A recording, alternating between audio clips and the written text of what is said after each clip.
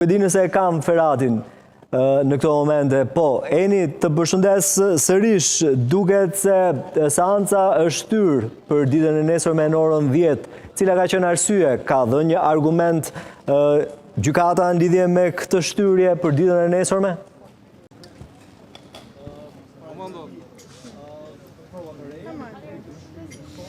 Argumenti I vetëm që gjyqtari Engert Pëllumbi ka dhënë mbi këtë vendimarrje për të shprehur me vendim ditën e nesërme është nevoja për të patur kohë dhe për të shurtuar qoftë pretendimet e ankuesit, në këtë rast kryetarit të Bashkisë Tiranës Erion Velia, I cili ka kërkuar një mas më të butë sigurie dhe madje edhe ditën e sotme për rreth 1 orë 30 minuta ka vijuar me deklarimin e objeksioneve apo pretendimeve të tij, sepse ai duhet të jetohet në një mas më të butë sigurie, duke I kujtuar gjykatës se është ende kryetari I Bashkisë Tiranës, e po ashtu edhe prokurorëve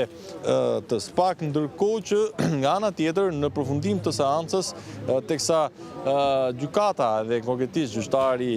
Engert Pëllumbi ka kërkuar konkluzionet përfundimtare të palëve, 2 prokurorët e SPAK, qoftë Altin Domani, por edhe Olsi Dado, I kanë qëndruar kërkesës që Erion Velia I të vijojë të qëndrojnë në masën e sigurisë arrest në Burg dhe jo të pranohet kërkesa e tij apo ankimi I tij për zbutje të masës, qoftë duke ofruar edhe garanci pasurore. Sa I takon provave të reja të cilat ka paraqitur SPAK në vijim të logjikës se sipas tyre Erion Velia I duhet të qëndrojnë në qeli pasi edhe gjatë izolimit 1 mujor të tij në paraburgimin e Durrësit, ai ka vijuar me tentativat për të shantazhuar drejtësinë. Këtu SPAK është referuar disa përgjimeve të telefonatave të Erion Veliait nga kabina e telefonit në paraburgim me familjarët e tij, bashkëshorten apo edhe të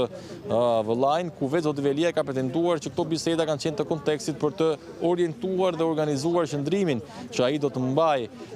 në raport me akuzat e ngritura nga SPAK, sa I takon interesimit që ai ka bërë për të dhënë disa intervista në mediat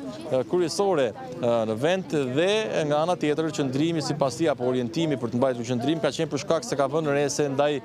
figurës së tij ka patur sulme dashakeqe në media të caktuara. Nga ana tjetër zoti Veliaj është shprehur para gjykatës edhe duke marrë për shembull rastin e ish-kryeministrit Berisha, ku sipas tij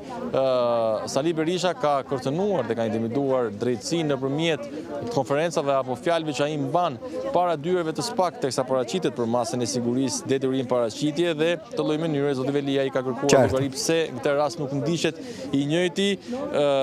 standard. Megjithatë, mbetet për të parë tashmë do të ketë goxha orë në dispozicion gjyqtari Pëllumbi dhe ditën e nesërme vetëm për pak minuta ai do të dalë edhe një herë për tretën herë për këtë çështje në sallën e gjyqit për të lexuar vendimin final, të paktën në shkallën e dytë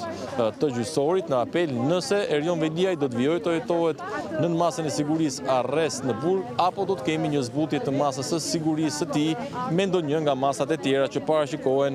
në ligjin penal shqiptar. Eni, faleminderit shumë për gjitha detajet, uroj punë të mbarë. Kështu pra seanca do të zhvillohet ditën e nesërme në orën 10, ku gjyqtari do të marrë gjithashtu e do të lexojë vendimin siç konfirmoi edhe Eni Ferati, ndërkohë prokurorët e SPAK